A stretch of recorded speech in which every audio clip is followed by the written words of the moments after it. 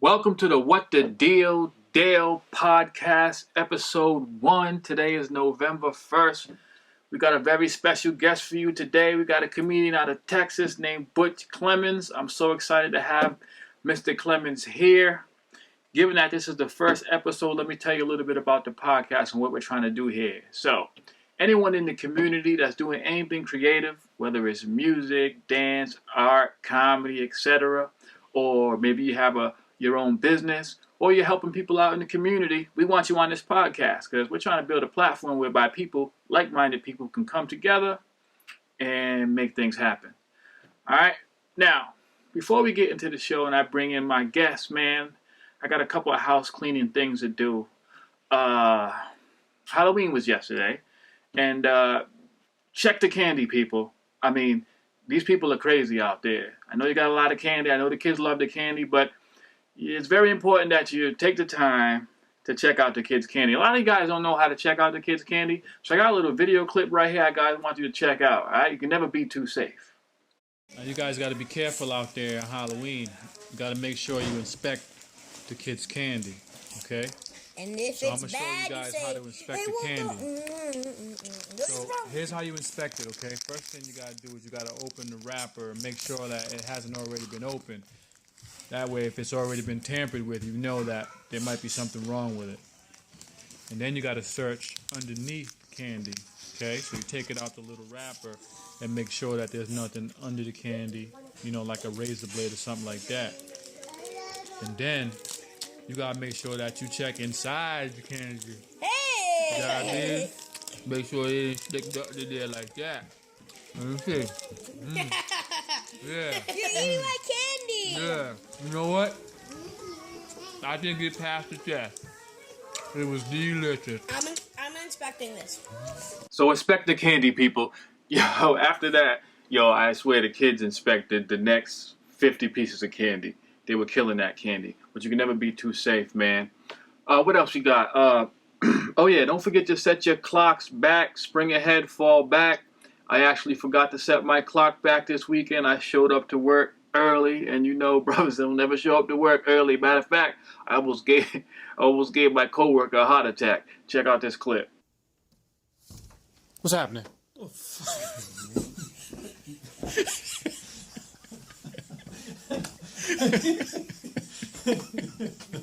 you know, you're lucky you didn't get the water in your face. Now, what you didn't see in that clip, if you look closely, you can see his life flash right before his eyes. But you got to look close. I'm going to slow it down, and I'm going to play it again and look closely.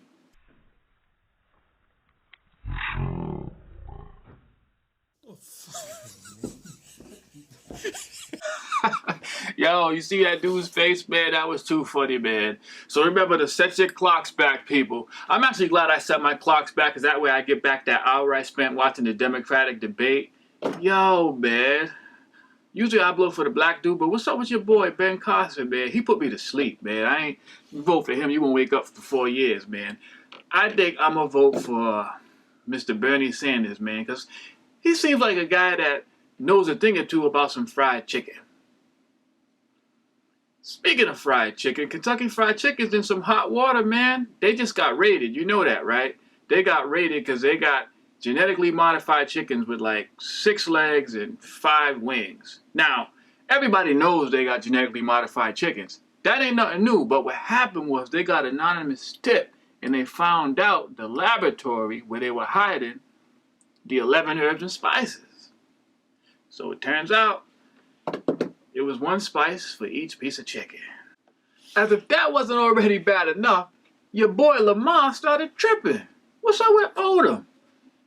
I ain't gonna say too much about Odom. I know everybody love Odom, him going to URI and everything like that. I can hear the oohs and the ahs now. But the dude played in the NBA. $75,000 for a prostitute? Wouldn't it be easy to just find a girl with a couple of kids and pay the electric bill? You'd be hard-pressed to find a woman that could run up a $75,000 electric bill. I mean, not even Chloe can eat that many Hot Pockets. All right, so we come to that. Oh, actually, wait. One more thing, man. One more thing. My boy, Keebway, right? One thing about Keebway is anytime you argue with this dude, it could be about sports, it could be about video games, anything. He'll argue with you for about a half an hour, and then he'll be like, you know what? Let's have a contest. And he's back at it again. So apparently, his brother-in-law, Alex, and his buddy, Sean, are at it again. And he's staging what he's calling the Legendary Cook-Off Series. Now, series means that this is not the first time this has happened. I've been a part of it before, and a few others, and it's been exciting. So on November 14th, now I ain't inviting you to Keebway's house or nothing like that, but on November 14th, I'm going down there for the Legendary Cook-Off Series. I'm going to try to bring my camera, try to document a little bit of that. It's going to be fun, man. Guys are just going to be having a good time, talking a lot of junk, eating good food, etc. So that's November 14th. Actually, I think, let me show you, this is how serious these dudes are. Check this out.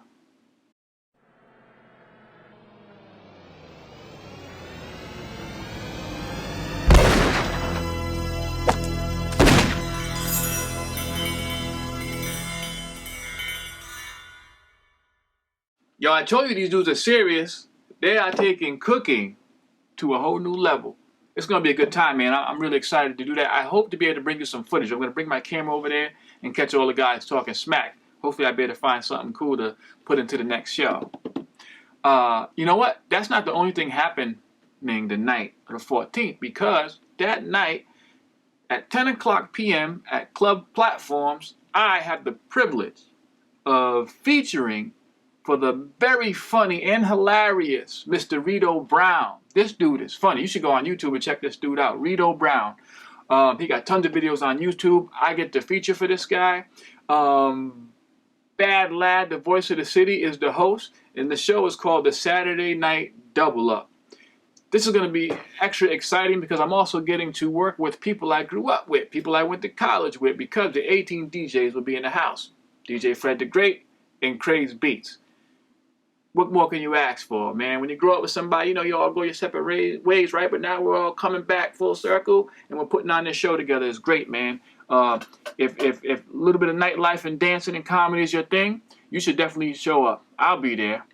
But that's not the only chance you get to check me out in November, because I got a couple other Funny for Fun shows coming up. November 6th and November 19th, I will be your host, helping you navigate the funny at a Funny for Fun show. Now, I can't tell you at this very moment who's going to be headlining, because these guys put on so many shows and they bring the best headliners around to these shows.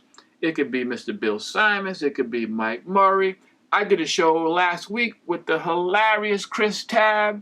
Yo, the show is going to be off the chain. It's always a good time, always a great show, and they're fundraisers. So if you enjoy doing something, laughing for a good cause, you should definitely come out to one of these shows or any other Funny for Fun show you see.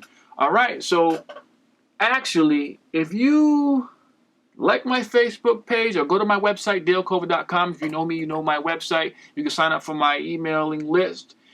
You'll be able to find out where I'm at. I can push it to you. You'll always know. So do some of those things, all right? And you can find me on just about any social media. And if you always want to know what I'm up to, put in the hashtag WhatTheDealDale in the search engine. My stuff's just going to pop right up. All right? Without further ado, I'm going to bring in your special guest, Mr. Butch Clemons. So like I said, I promised you a guest. Today, I have a very special guest, a gentleman I met online. We met on Google Plus probably about a year ago. He's a comic, and he and I have been going back and forth, sharing ideas, sharing tips, encouraging each other. And he got an interesting story, so I definitely want to introduce you guys to him. Please welcome to the show, Mr. Butch Clemons. How you doing, Butch? Oh man, it's smooth sailing on my end. Yeah. Yeah, I can't, I can't. Well, I can have it better, but as it is right now, man, it's a lot better than once was. All right, yeah, I hear that, man. Definitely good to hear your voice, man. We chatted on social media for a while, but to hear your voice, I mean, I heard you in some videos though. You've been posting up some videos. You hitting the open mics and getting your cutting your chops with that, huh? Yeah, I'm trying. I'm doing everything that I can think of doing, and what I get from other people also. Yeah. You know, some people say that they don't need other people, but in this business, in this craft or this art, you don't need other people. Yep. Yeah, you don't need some networking, you know, where they can get you the hookups. You know, then also I get suggestions about certain books that I need to read. Yep. And study, like this one, Idiot's Guide. Yep. Comedy writing. I think I went through that one. Yep. Stand-up comedy. Uh-huh. You know, the book. You know, and then I got this one out when I was taking the improv at 4-day weekend. I was taking classes from them. Uh-huh. And matter of fact, I still need to finish one more class with them, and I'll be through at all the levels. Ah. Yeah, I just need one more level. So. And this book came from Upright Citizen Brigade, and 4-day weekend is kind of up in there with that improv club, and the same with in a Second City Comedy Club. It kind of I think they got a lot of network hookups. Some of the people come from there to come down to 4-day weekend and teach classes. Wow. So yeah. Oh, interesting. Yeah. So the improv, how you like that? You feel like it's helping you with your comedy? Oh, it helped a lot. You know, it helped. You know, some people use it to. A lot of them want to be actors. Yep. And it's almost science. So it got a lot of stuff that's similar to acting. It's just that it's making scenes, you know, off the cuff without any props, without any scripts. You know, and it's fun. It's really fun, and it helped with my facial expressions. Yeah. You know, if I want to play a sad character, and sometimes I do that in a stand-up comedy. I try to play two people. Yeah. Right? So I got to have the facial expression of one person, you know, sad. Then I got to have the other one. They might say we're helping them. You know, they looking with concern. See. So you know, so you got to, you know, be able to change up your facial expression and your tone of voice, and that improv, man, it's dynamic for real. It's something to try, I guess, huh? Yeah, because I mean, I've been feeling the same way, man. Like, there's comedy and then there's an acting component to it, and you know, I haven't taken acting classes, but I think it can help, man. Anything that'll give a little edge. Now you mentioned Upright Citizens Brigade, you said? Brigade. Interesting, because I was reading something the other day, maybe a couple of days ago. It was an article on UCB. Yeah. And I wasn't really familiar with it, but the first I heard of it was a couple of days ago reading that article. And now you just mentioned it. The way I read the article, I kind of thought maybe they were in New York or something like that. Or what do you? I think they got one in LA too. I think. So what is it, like a school, or they do a comedy group? They do shows there also. You know, they do shows, but they usually have a troupe. That the comedy club is like the one I go to 4-day weekend. That's a troupe.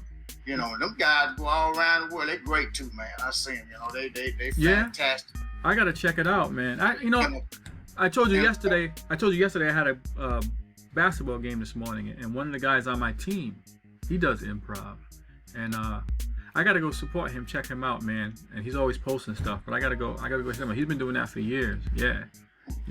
I'm going to watch a showcase today. I think it already started. Well, it probably started about 12. I'll probably go down there about 3. You know, I might not see the first couple of levels, but I know I want to see. I probably see look at 4 and 5, level 4 and 5. So, okay. So improv showcase. Yeah. So what are the levels though? It's graduating. What are the levels? Like levels like just your experience or different? Well, there's different class levels. You know, like the intro. You know, and then they build up. they build up. And man, it's fantastic, man. You know, just going, I enjoyed going down there, practicing and learning. Yeah. Because we be doing skits and so forth while we're there. You know, 2 or 3 of us get up there and then we'll, man, and man, it's always funny most of the time. And that was one of the things that our first instructor was telling us. He said, man, don't try to be funny. It's gonna be funny. And it does, man. But I laughed so much one day that I couldn't go to sleep that night. You felt good, huh? Yeah, I just, was laughing so much, had all of my endorphins and all that stuff flowing in my brain, and I just felt good, man. Wow, that's great, man. So you feel like that sounds like it'll help you with your crowd work. It's like a what? It sounds like it's gonna really help with your crowd work. I know crowd work is an important thing. A lot of comics, we have our sets, we have our routines, and we focus on going with that. But being able to work the crowd and come off the cuff and kind of slide into your material is like a very special thing, man. A very special talent to be able to hone in on. So the improv sounds like it's great for that. Yeah, I have really got off into the crowd work. I have got into reading the crowd as I'm going with my bit. Yep. I haven't got there yet. I got a friend of mine, Anastasia DeBose. She was telling me that she'll do a joke, and if it don't work, then she can read the crowd and she can change and go to something else, some other subject. And I haven't got to that page yet. Yeah. And what I'm doing right now is I get there and I just whatever I got, the topics, I just try to ramrod them on through. Yeah. But that's where I'm at right now. Yeah. And I might try to work the crowd, but still, when you go to the mic, when you open up and when you greet the crowd, you're drawing the interest in. So that's working the crowd. Yeah. As far as I was at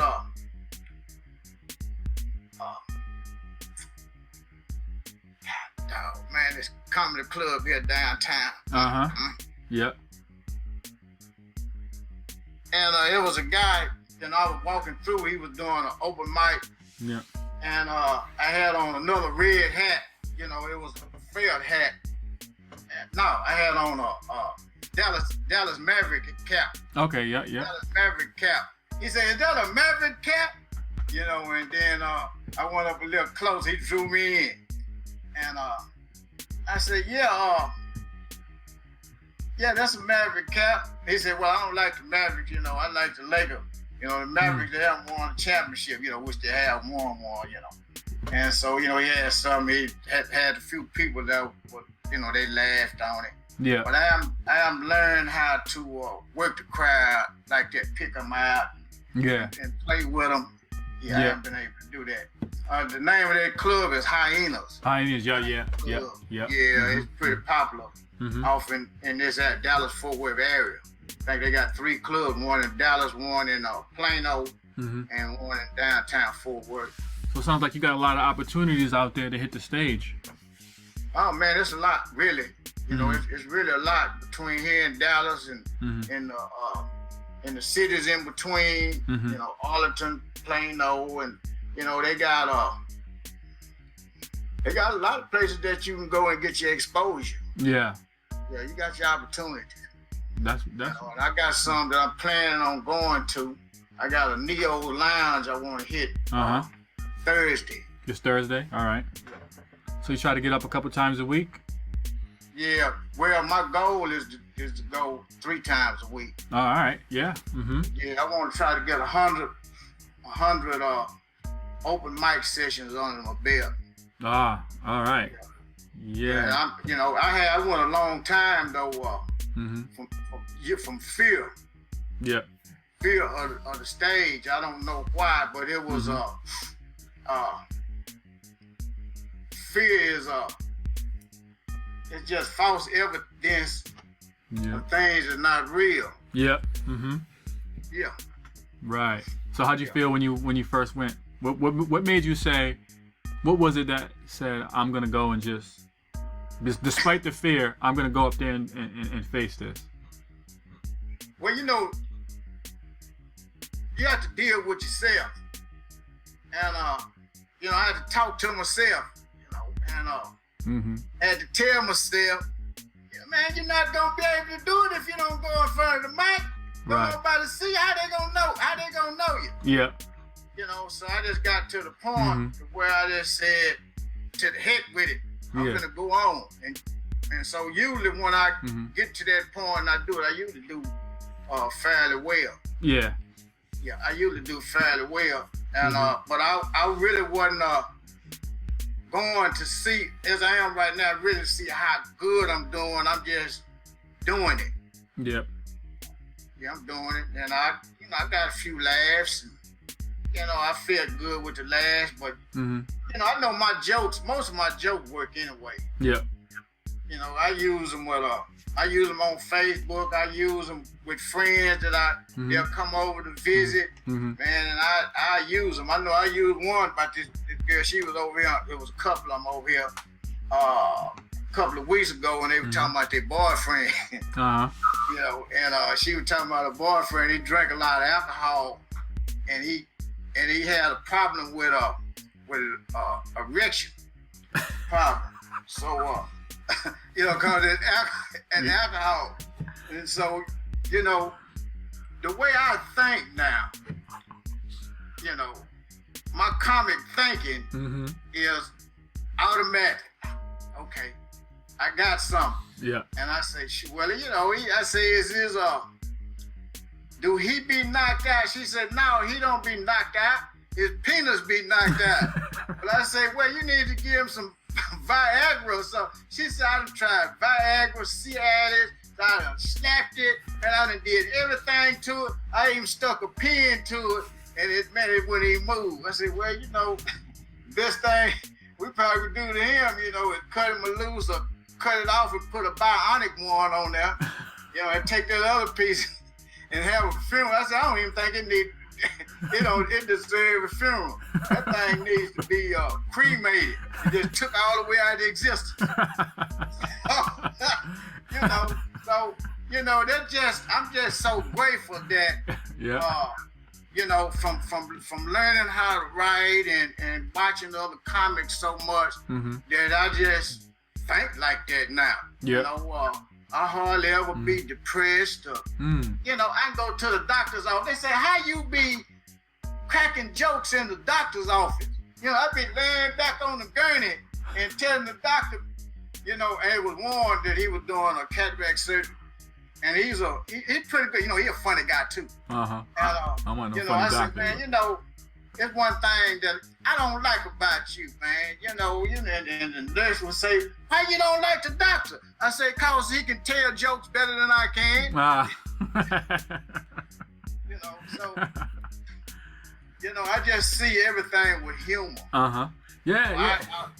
That keeps you young, huh? I mean, you mentioned your age when we were talking, man, and man, you look like a couple years older than me, man. I try to tell people, man, one slogan I put on when I post a lot of stuff, I put, you know, live life, love comedy, you know, and I feel like, you know, with laughter and humor, man, it's like it really is the best medicine. We heard that term, but it really is, right? I don't think people, I don't think we laugh as much as we should. I don't think we do. Well, I laugh probably, you know, I just like to play, you know, with the jokes, you know, and have fun. And you usually now that I learned how to write, I had a hard time trying to write comedy. When I first went off into want to be a stand-up comedian, I thought that everything would just come from inspiration, that I could lay there and wait and just think, and then the joke would come. And so I went to dissecting it and looked at it from a scientist's point of view and learned how to make a joke out of anything. And so I learned a couple of formulas. You know, some people say the formula that I use is cookie cutter. I got tongue tied with that. Yeah. Tongue twister. Cookie cutter. Yeah. You know, and that's the premise, the setup line, and the punch line. And certain words are funny. So I had to learn all that stuff, and a lot of stuff I got from you also. You know, a lot of good points I got from you. You know, and it's got Jared Fold with he's with creative stand-up. He got a site, he got a school, and I think at first he was trying to get me to pay to go to his school online, and then after we got to talking and we dialogue, you know, he just told me a lot of stuff, man. Wow. He started telling me a lot of stuff, man, especially about a point of view. And when I found out about the point of view, if I'm angry or if I'm sarcastic, you know, when I got that point of view, that it'll make my jokes roll off easier. So I got that from him. I got that out to give him that credit. Even though I saw the point of view in other books, but he stressed it. Yeah, it's good to, you read it, but it's nice to kind of hear it and be able to digest it a little better. And you're familiar with Homeboy too, right? Adam Waddle, that's his name. He posts Adam Waddle. Yeah, man, Adam Waddle. He posts some good stuff. Comedians are hipping comedians. I read a lot of stuff on their blog. You know, I just go over and they'll pop up. I got them where they'll just pop up. You know, on my phone, and I might be sitting in a waiting room or somewhere waiting on something, and I read it. You know, and it usually be you're gonna get a little bit of something from every comment. Right. You're gonna get a little bit of something from every comment. I think it's good to help save time, man. Right? Time doesn't wait for anyone. So that's the reason I think that even by me being 64 years old, that I think that I can get up in the mix pretty fast. Yeah, I think so. I don't think the age, and I just don't believe the age is a factor. And I don't have that much time as far as my seriousness and learning to be a comic. I don't. The age is a factor, but I'm pushing myself so hard that you know I forget about my age because I know what I need to do. If I just sit there and dwell on my age, man, I'm this old, man. I'm not gonna be able to get. I'm not gonna never be able to go anywhere. So I just put that aside and do what I need to do to get there. So that's the inspiration, because I feel like a lot of people, and I would do that myself with certain things as well. Feel like, that I'm too old. You hear people say, I'm too old to do this. I'm too old to get started in that. But, I think when people are seeing you, like, at your age saying, hey, I'm gonna get this thing going. I think it's definitely inspiration, man. Definitely. So that's great. And so I wouldn't have took you for 64. I would have took you for maybe 47, maybe. Well, see, I'm gonna tell you the same thing I told this used car salesman. I was going and I'm trying to get another car gas saver where I could, cause I don't have a lot of money, beginning. And so I can hit these open mics, all over in Dallas and around.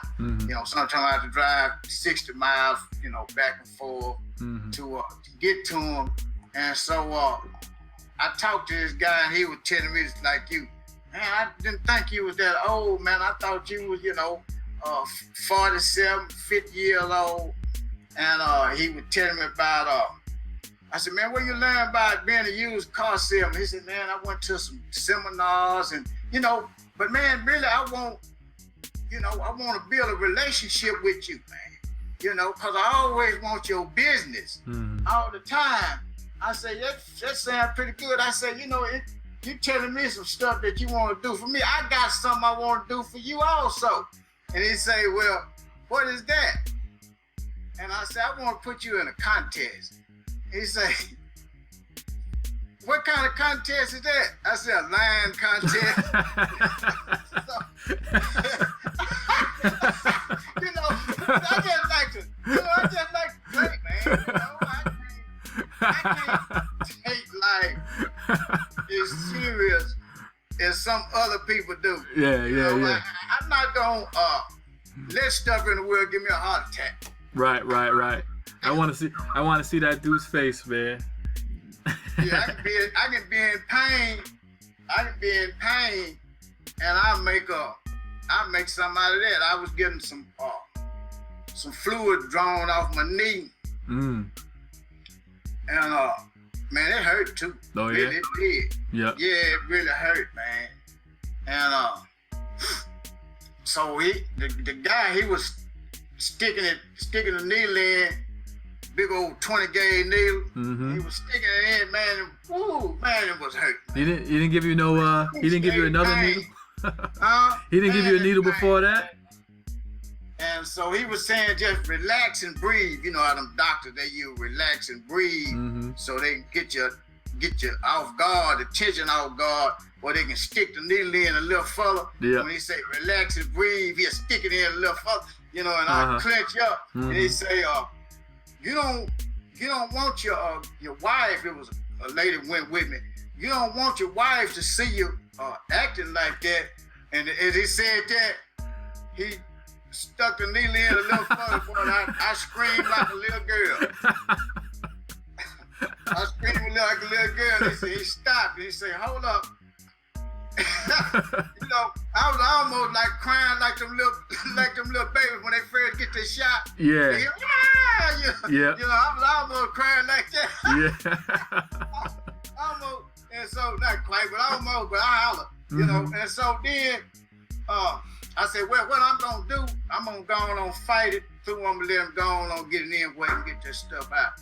So when he went to pushing it in, you know, so I went to clenching up, you know, my feet was clenched up, my feet was clenched up, my eyes, he went on a little further, my eyes clenched up, and he went in again, my butt cheek clenched up so tight I almost built a plug out the hospital bed. Oh, so, they would have sent you a bill for that too, you know that. They would have sent you a bill for that too. Everybody got up, and the sheet and stuff I got up and the sheet and stuff been stuck in my cheek, between my cheeks. They charge you for the sheets. Hold up, man. Where you going? Bring my sheet back here. We need it for the next patient. Yeah, you know, so I just like to play, man. You know, and I see stuff now that, you know, I done met guys like y'all and being around it. And at first it was just an inspiration, and I just had to start doing something. Yeah. Just one thing to start making that ball roll toward making it happen. Right. And once I learned how to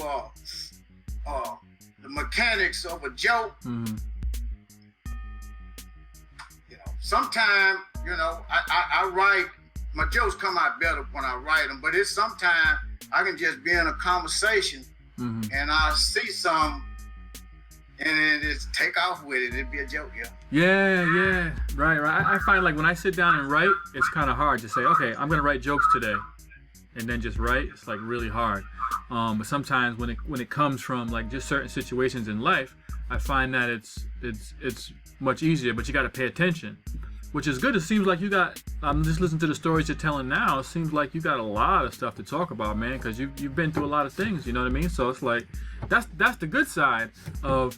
You know, so for example, if you're 19, you know, you're just starting, there's an advantage there. You know, you got a lot of time ahead of you, but there's not as much behind you, you know, as someone who's the experiences. Yeah. So I gotta feel those too. I just gotta, you know, you take the good, both ways, right? Each has its advantage and disadvantage, so that's great. But you mentioned, I got some things that I'm gonna bring out eventually. Yeah. Yeah, just gotta get to them, huh? Some people, you know, tell some stuff about you, you know, and I have, you know, and that was about me, you know, but sometimes I might tell some about other people, like I was talking about that dude Peanut. But I tell some about other people also. Yeah. But I said one, you know, I think it was one of them rich cake type of type of jokes, you know, that a lot of people didn't want to hear about homosexuals, you know, about gay people. I don't know which one of them is politically correct way to say it, you know, and my problem with that political correctness and my point of view, now, it's all right for them to come out the closet, but it's a problem with me having to keep my opinions in the closet, you know, and then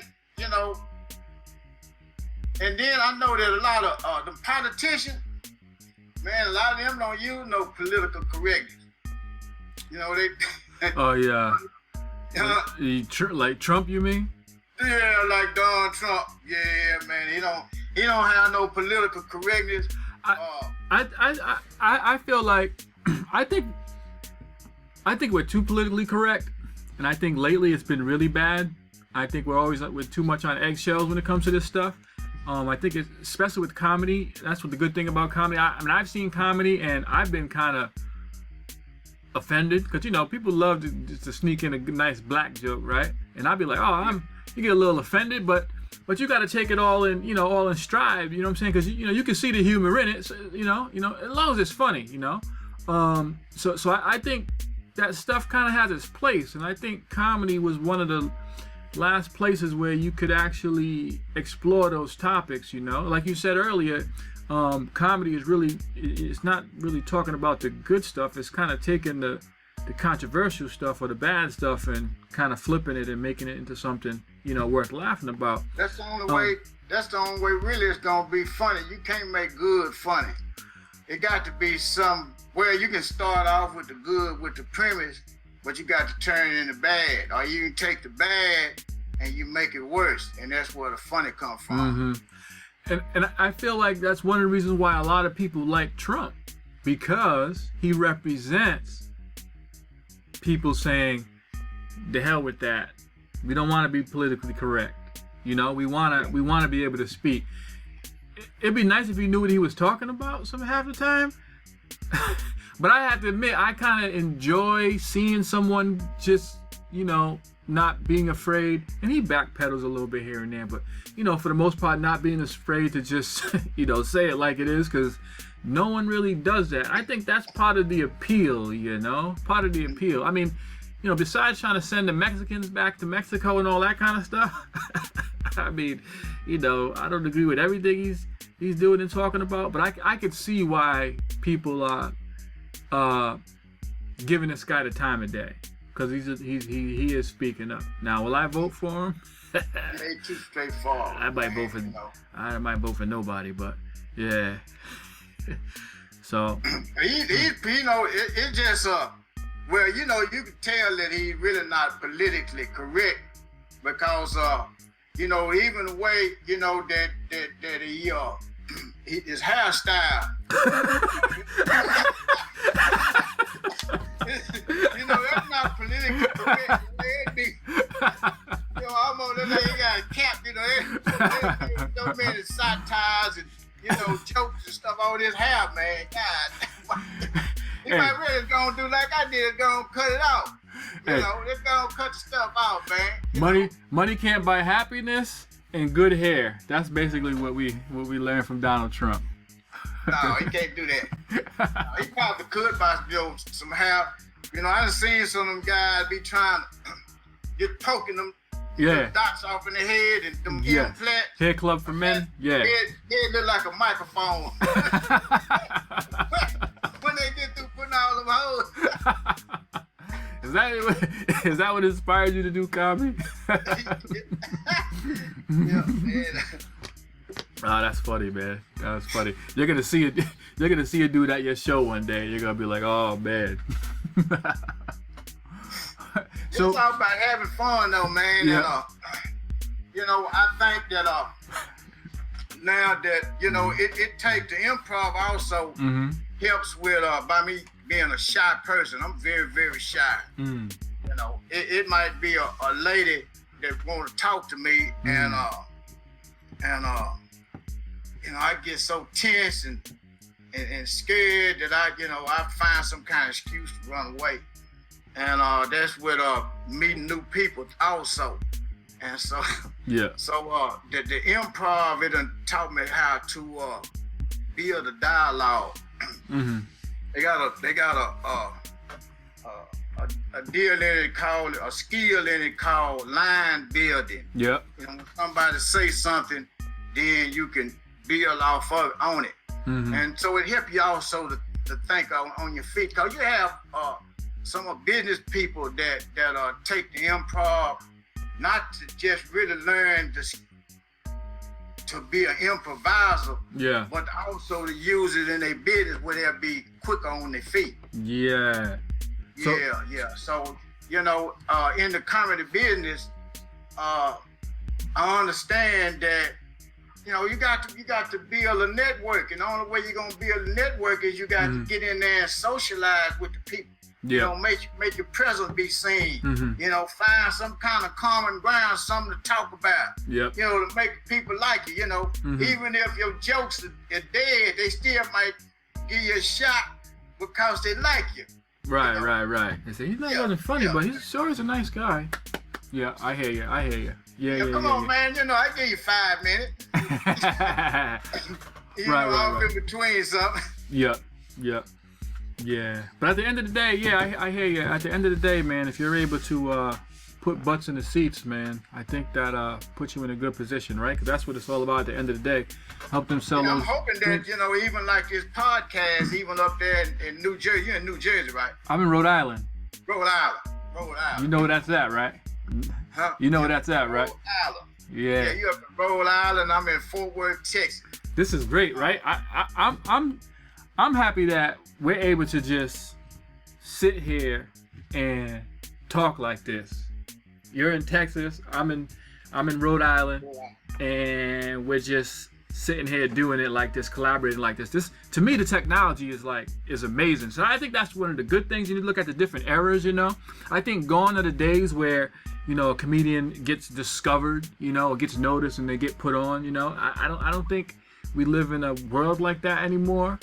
But we have all these tools and technology that just puts us in a very empowered position. So I think it, like I said, it's just very empowering. It's very inspiring and encouraging knowing that we have these tools, and it's really just up to us to be creative in how we use it. You know, definitely a unique situation. So yeah, we definitely have to network, and we have to. Right, you're not gonna get stage time if you don't know anybody. You definitely want to be able to get on the stage.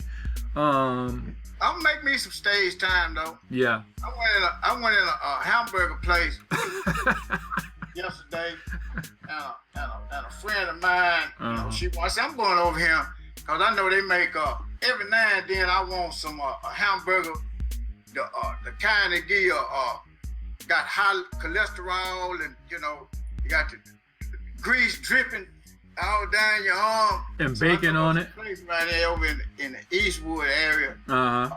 Hot shots. Well, I'm talking about it was filled up in there too, man. Them people want them hamburgers, you know, straight off the grill. Yeah. And you know, they toast the buns, and man, and they be so greasy, you have to put them in another bag so the grease won't go over. I mean, they smell good too. Woo! That man makes some good hamburger, man, over there, man. And so, you know, there it was, man. You know, right there, man. I had this lady that was with me. She would flip at the lip, and so I would flip at the lip too. You know. You know. So yeah, and the people, they just laughing at both of us. You know. And, yeah, they were laughing, man. You know. So you know, I'll take anywhere, man. I just go and start cracking them, you know. Yeah. Oh, that's great, man. Cashiers, you know, I make a joke with the cashier. Nice, man. Maybe she threw a couple extra fries in your bag. I love it, man. That's all I care about doing, really. That's all I care about doing, man, is writing jokes and rehearsing them, and you know, and saying them, and just bull jiving with people. I just like that. So, who were your influences? Like, you probably, what made you want to do comedy? Like, who was the first person you saw, or what was the first person you saw where you, and when was it when you said, you know what, I'm gonna do that. There's gonna come a time when I'm gonna do that. Do you remember? I can't really say, but I know that I love me some Red Fox. Yeah. And some Richard Pryor. Mm-hmm. Yeah. I like both of them guys. And man, boy, this dude George Carlin, man. God, dog, boy, he off the chart. And, you know, most of his stuff don't be that funny, but it be so intriguing and amazing how he can dig so deep, though. Mm-hmm. You know, George Carlin, man. I love George. I miss George Carlin, man. Mm-hmm. You know, C.K. Lewis, he all right, you know, and I like Cat Williams because I like to cuss a lot too. Yeah. You know, I was raised up as a as a cusser. As a cusser. You know, my grandfather, he'll tell me to go get some, and he'll call it that MF, get that MF right there. You know, and so I started learning things that's what it was. So I had a tricycle once, and a little next door neighbor say, Can I ride your tricycle? I said, man, that's not no tricycle. That's a song.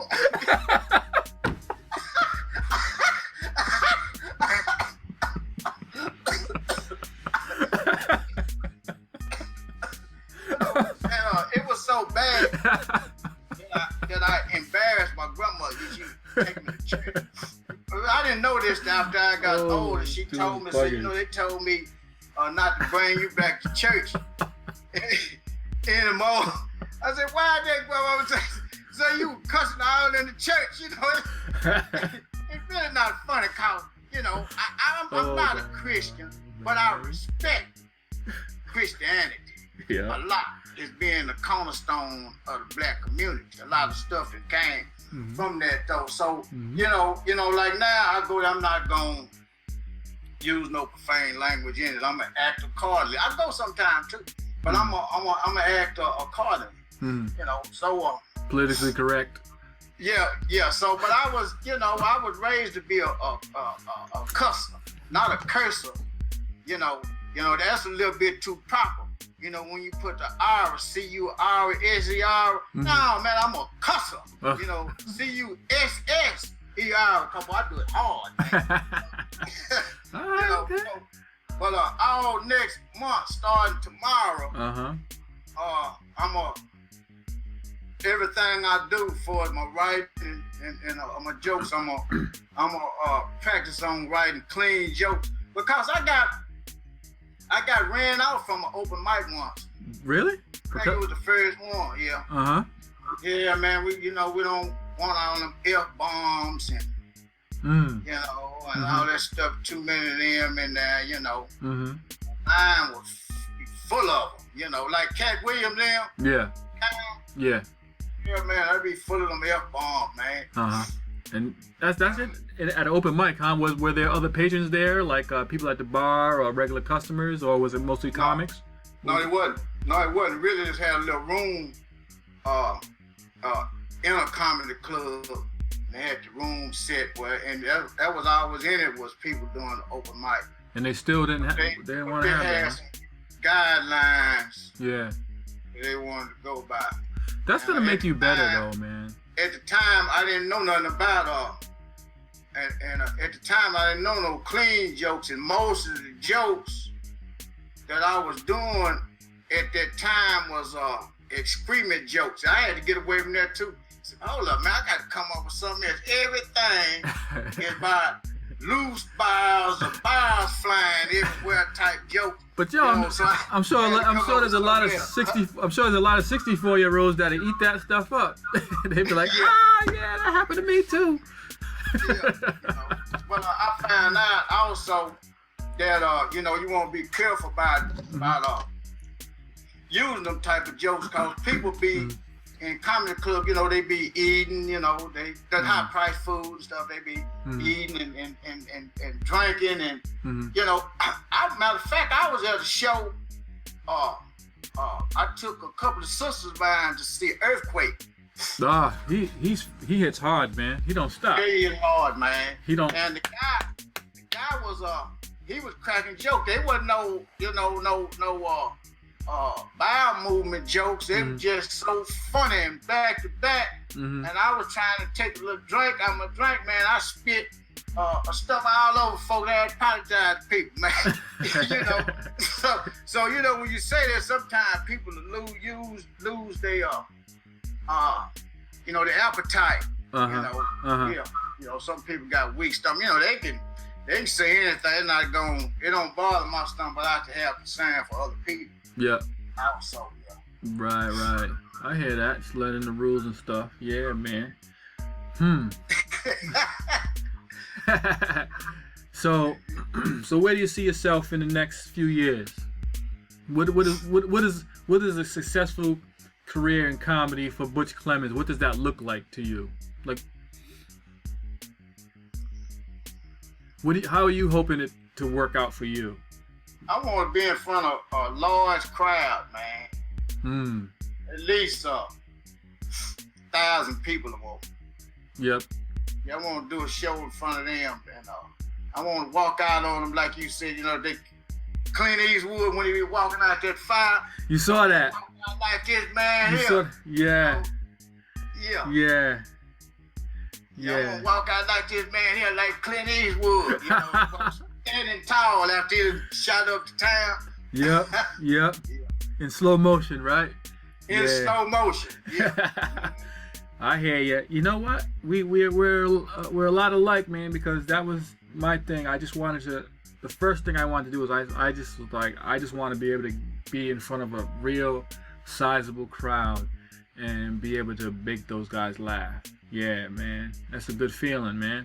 And it's funny though, because we got to enjoy the now too, because you find yourself so much saying, oh, I want to get there, I want to get there, I want to be successful, I want to make it, but every gig, I'm looking at every gig that I do now, like if I do a show, you know, next weekend, this weekend, whatever, you know, you got to enjoy today, you know, too, because, you know, I'm living it right now, and I think because comedy is about enjoying the moment, you know, that 10, 20 minutes that you're up on stage, man, that's what you're there for. That other stuff in the future will come, but right now is real, and I'm learning to appreciate every moment, man. It took me a while to kind of figure that out, because, you know, you're always grinding for the future because you're always trying to build something, but while you're building, enjoy what you're doing right now. I don't care if you perform for 4 people. I did this show a week ago or something. It was a showcase, and we didn't get paid, but we was out there showing off our stuff, and there was like 5, 6 people. Man, I gave those 6 people everything I got. I got real close to the table and was just hitting them off, and I felt good. I felt good after that, man. And they laughed. They laughed. It's kind of hard to make a few people laugh, but you know, laughter is like contagious, you know. So when you got a big group and everyone's laughing, or even if the percentages, if you can only get a few people to laugh, but there's so many people, you know, if you can get like let's say 40% to laugh when there's more people, that's a pretty good group laughing. But if there's only 4 people and 40%'s laughing, no one's laughing, right? So yeah, man, I think just gotta enjoy every second of it, man, because enjoy the ride. So that's great, man. So yeah, man, I'm gonna be thinking about that joke you told about the tricycle. That was money, man. That was You're about the tricycle. That was hilarious, man. I love that, man. My grandfather, God, no, man. Him and my mother, my father, all of them was they were big cussers, man. So, you know, I had a hard time. Well, you know, I had some flack in school too. When I started school, I still had a dirty, nasty mouth. You know, I used to have some people, ladies that was a friend of mama. Ooh, little boy,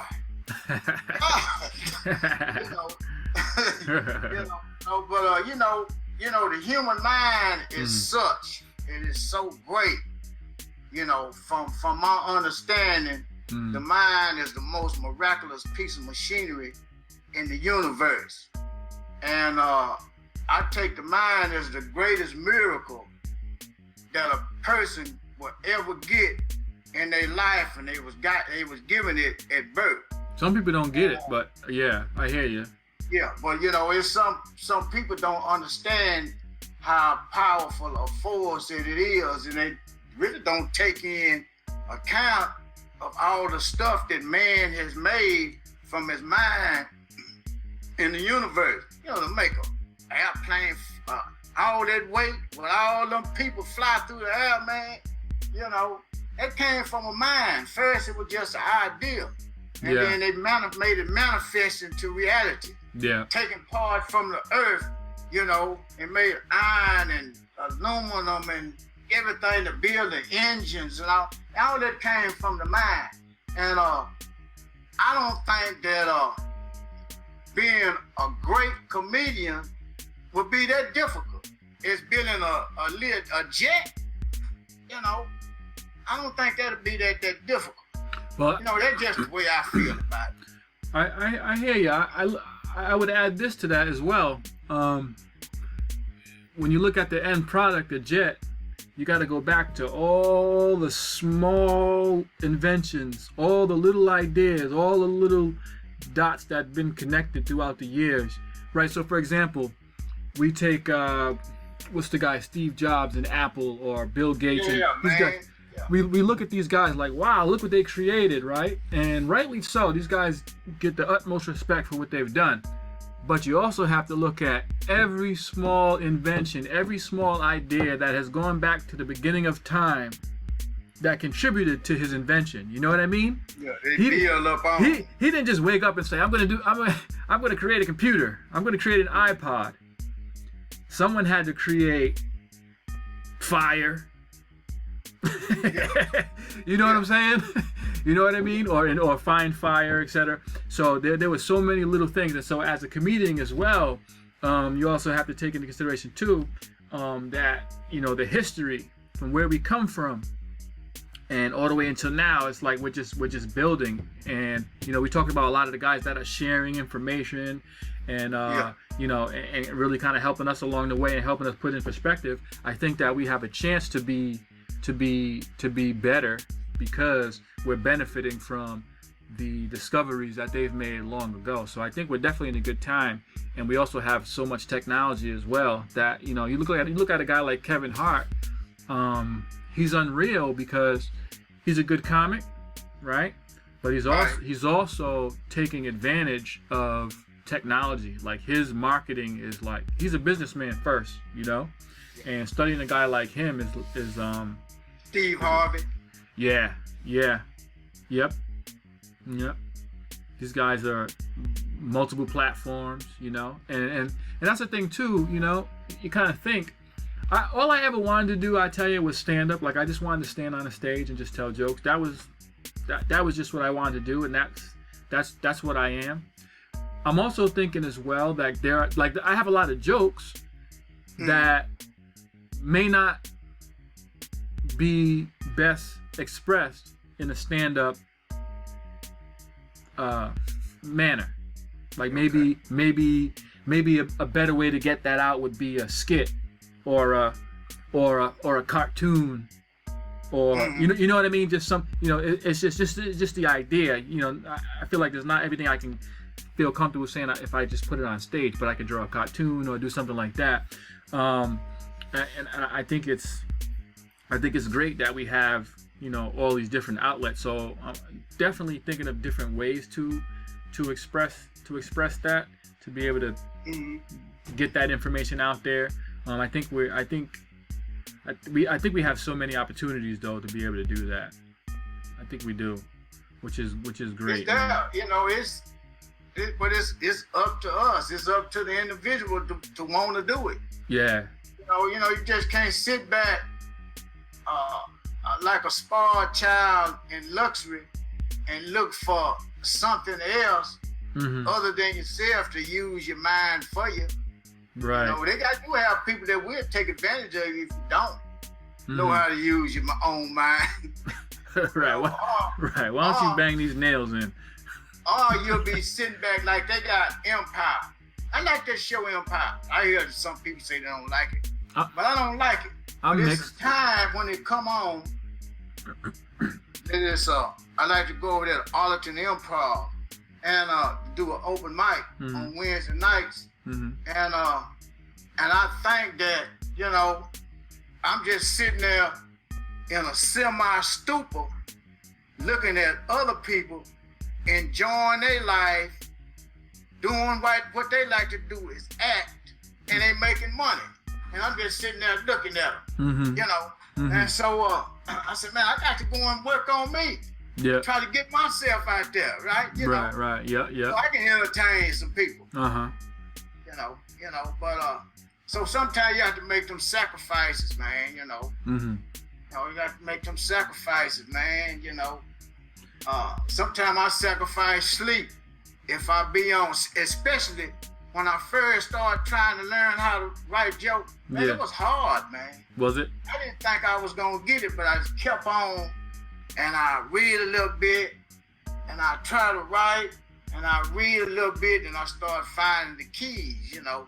I said, okay, now I got it now. Yeah. I started learning some more solutions to brainstorming, because that's really what it is. Yeah. Yeah. It is definitely hard work. I'm not sure people realize the technicality underneath it, you know, because you know when your routine is perfected and you deliver it on stage, it just looks like you're up there just talking, but there's a lot goes into it. And I tell you, man, thinking all the time is exhausting. Sometimes I can't stop thinking, which is a problem. I'm starting to see why a lot of comedians have a hard time in life, you know. They kind of just say, you know what, I'm going to Africa, forget this, you know what I mean? Yeah, you got to relax sometimes. You got to kick back and relax. Yeah. That's you were telling me something else in that regard, that you was doing a show and the guy told you, man, you know, where you deliver, sound like you write your own jokes. Yeah, that was weird to me when he said that, because I like I said, I just thought everyone wrote their own jokes. Like I said, I know Tonight Show, I don't expect people on a nightly show to write jokes, or people on TV and sitcoms. I never even expected that. I expect they have writers. I know they have writers, because you can't just turn out jokes night after night like that. It's impossible. But I never expected rappers and comedians. I just never thought that. It never occurred to me that would be something, you know.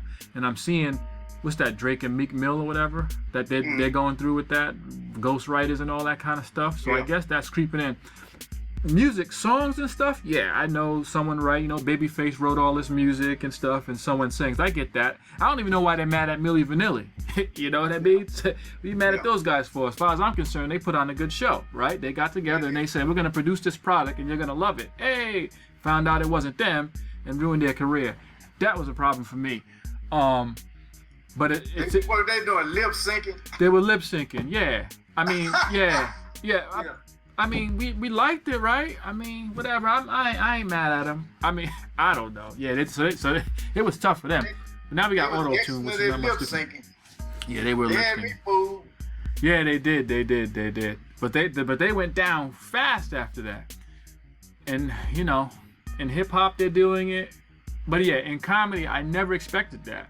And so I still think about that. Next time I run into the dude, I'm gonna ask him, because he didn't elaborate, and I'm trying to figure out, what does that mean? I can tell you write your own jokes. I don't really know what he means by that, because I'm not sure if he means, because I still kind of I'd be surprised if people go up, and I know people steal jokes. I'm not talking about the person that's gonna steal here and there, but I'd be surprised if, because he was like, most people don't write their own jokes. I'd be surprised if most people just got up and took a joke from a joke book or something and just tell those. I don't think he was saying that. So I'm trying to like think. Maybe he's taking. They say that they have joke writers. You know, I was reading where some of Richard Pryor's stuff was did by Paul Mooney. You know, so yeah. Even though I'm not cutting Paul Mooney up, but Richard Pryor could tell him better than he can. Yeah. So if you look at Mooney, a great writer, man. He wrote for a lot of sitcoms. You know. Mm-hmm. He just got it up there for it to write. Yeah. I think he got a couple of twin sons doing that Richard too. Pryor got to a place that didn't have time. Making movies. No, he didn't have time, man. I can kind of see that.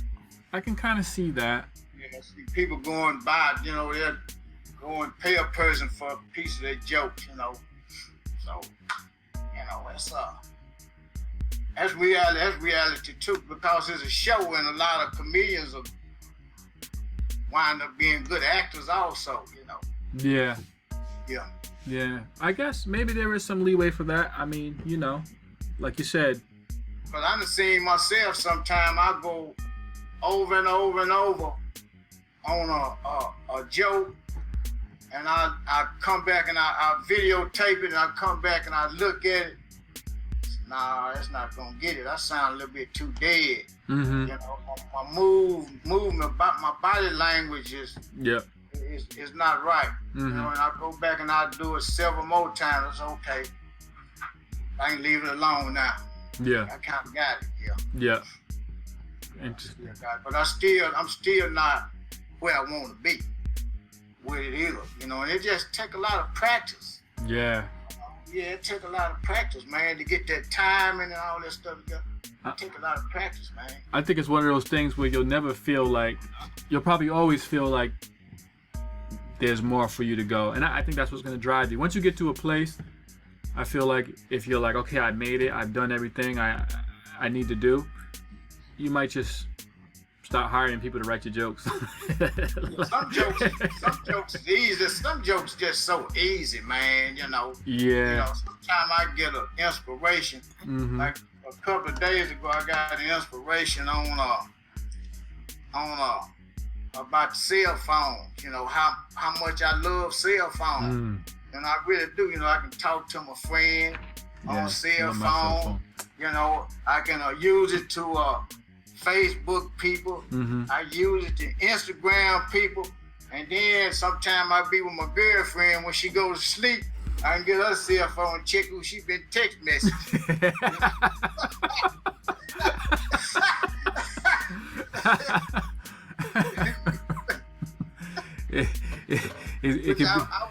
I wouldn't do that, but it could be your eyes. Yeah. Say what? The cell phone can be your eyes on the street. Yeah. Yeah, matter of fact, I had somebody yesterday talking about who you texting. Man, you ain't got to worry about who I'm texting. Girl, you ain't talking about woman. What's wrong with you? All up in my phone. Huh? I said all up in my phone, huh? That's crazy. Yeah. Talking about who I'm texting. Worry about who I'm texting. Mm-hmm. Interesting. Yeah. Phone's great, man. Love the phone. Whoever invented that phone. Yeah, they came up with a pretty good idea. Yeah. I wish I was the one that did it. Yeah. All right, man. So this has been good, man. We're coming up on time, but yo, man, I really appreciate you. You had me laughing, man. You definitely have some good stuff.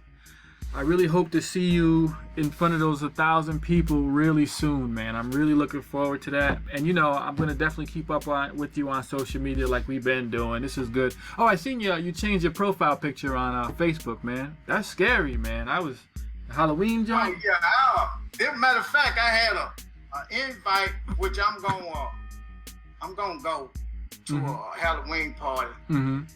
And they thought that it was makeup that I put on.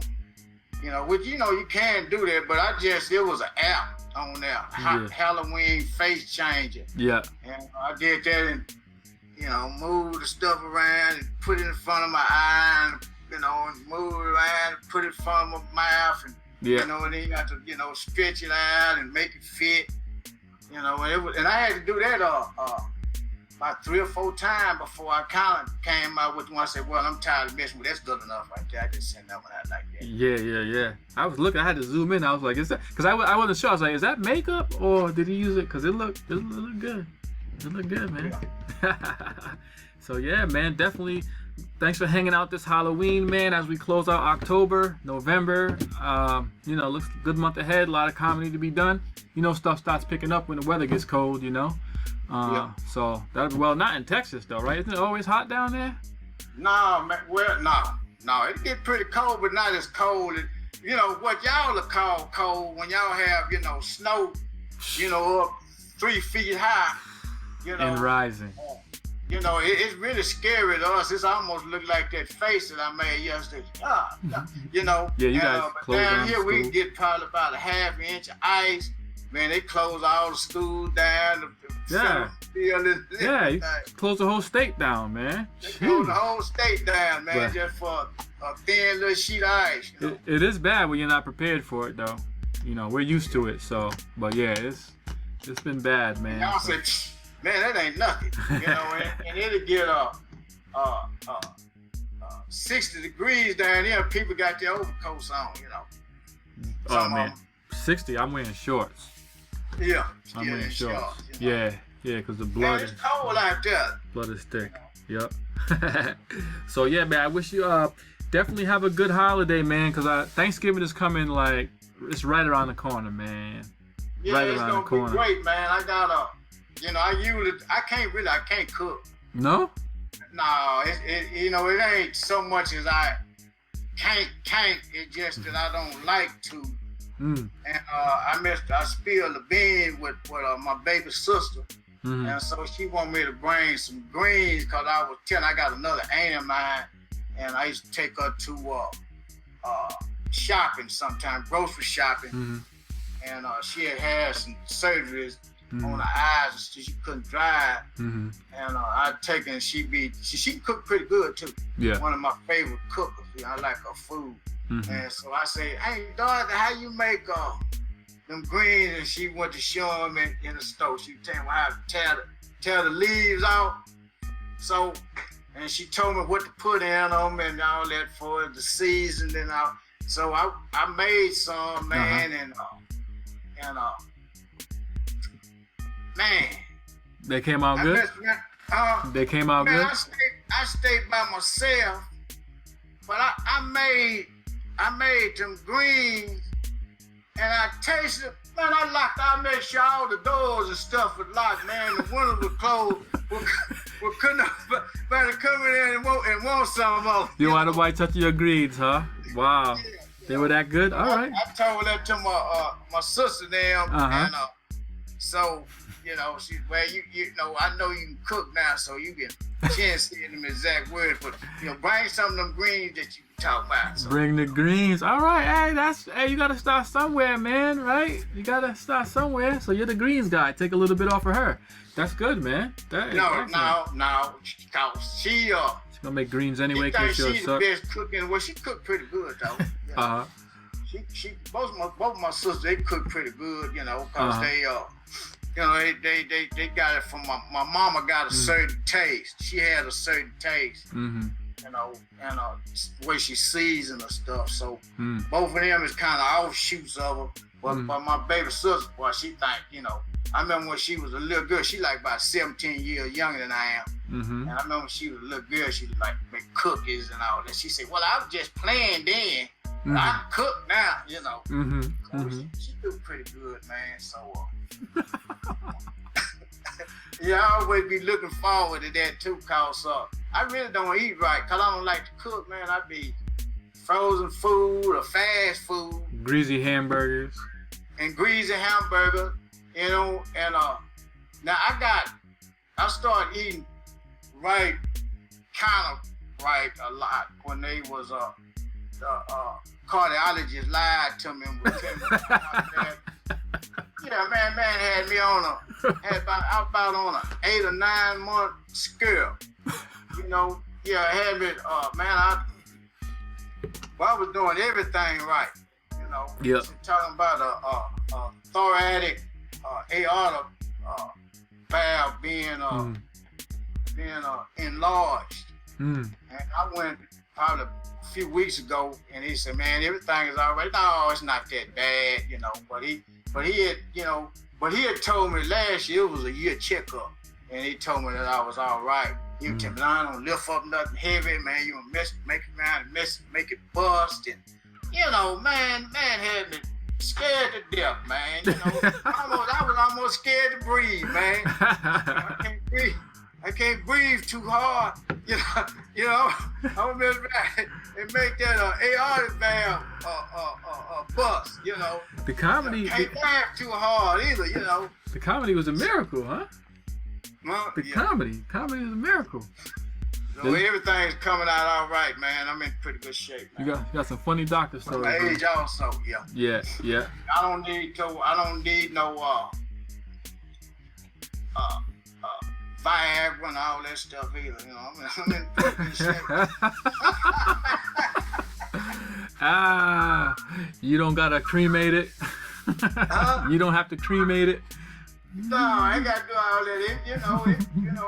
Everything is pretty good working order, you know. Except my knees, though. Yeah. My knees, that's probably, them knees killing me. Yeah. All right. That's the only thing wrong. The biggest problem I got is I'm not hitting them jokes hard enough, man. Yeah. That's my concern, really. Yeah. Yeah. Yeah, I'm sure you're gonna work that out. It's a new year coming up, man. 2016. New year coming up, and keep it moving, man.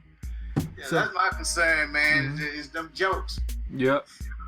Oh yeah, well you definitely had me laughing for the last hour. So, yeah, we're gonna wrap this up, guys. Again, this is Butch Clemons from Texas, comedian. You're on YouTube, right? They can find you on YouTube. Yeah, I ain't got that much on there, but I'm on there. But you're on. A little bit on there. Yeah, Facebook, man. Yo, that joke you were just telling about the tricycle. You ever tell that one, man? No, I haven't told that to nobody. Nah, that's funny. I done told it to on Facebook. Yeah, you got good feedback. Matter of fact, I did one. My grandfather, it was his birthday, and I made Father's Day. And I made a tribute to him on Father's Day for that. That's why I'm a cusser. Yeah. My grandmama used to cuss too. She used to go to church 3 or 4 times a week. Yeah. Cuss too a little. Woo, man, N-word, all that. Yeah. Wow. All right. Yeah. Okay. So don't look at the kids, man. Everyone comes from. Look at their background. But this is good, man. So I appreciate you stopping in or tuning in, I should say. We'll definitely have to do this again. This has been a great first episode, and this recording I think has been really good, man. This is nice, man. This is nice. Again, everybody, Mr. Butch Clemons, keep a lookout for him, man. He's coming up, man, and it's gonna be good. It's gonna be good. Looking forward to 2016 and see where you go. So definitely check in with me, all right? Just hit me up, man. You know where I'm at. All right, my man. Okay. All right. It was great.